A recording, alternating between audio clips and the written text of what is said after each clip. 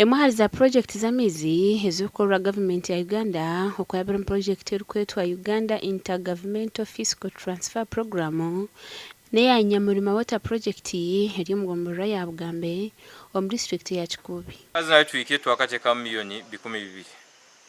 200 ezo zikoze production well, zakora surveying, zakora design za project negituroho, zayombeka nokuleba embeko bine bituro saaze.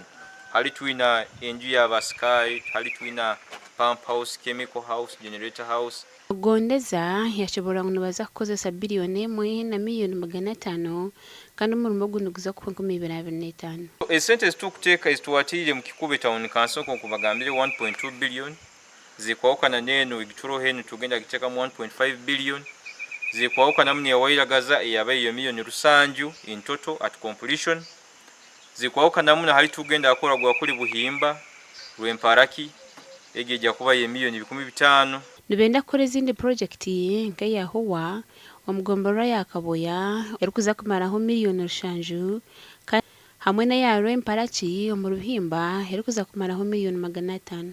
Ati na kinu kikwisana ka national water ya Kikuube eri mu Bugambe Nyamulima project hali tuli na amaizi Gavumenti baletire baitu buniwe kikwisana mu Gavumenti bwekwerize motoka tegenda kugura mafuta tegenda kuogeza motoka tegenda kukora service ya motoka niwe inokuba ntwabujunanyisebe se bintu bino abantu nibasasura akasente kake akasente akataitu munako mukasasura abanyireka abamu okwata mutwalo gumu no byamto trading center no ogunywa buli kiro kyoko kikuja kusasura amaizi amechumi amarunga bakuletire habwe singi kikume kidomara none singi 2 ekidomara rundi omu 12 omwezi guona naikondi zibatongozaho hariho yo mucyaro cya Kahojo omu rucyaro Rubanga Bugambe hamwe na nahishomero rya Nyayirongo Seed School omugombora ya Kaboya kandi abatura basima Gavumenti tubayisugiye bikere tutiyo amaizi gabe gatari garungi amaizi gabe gabe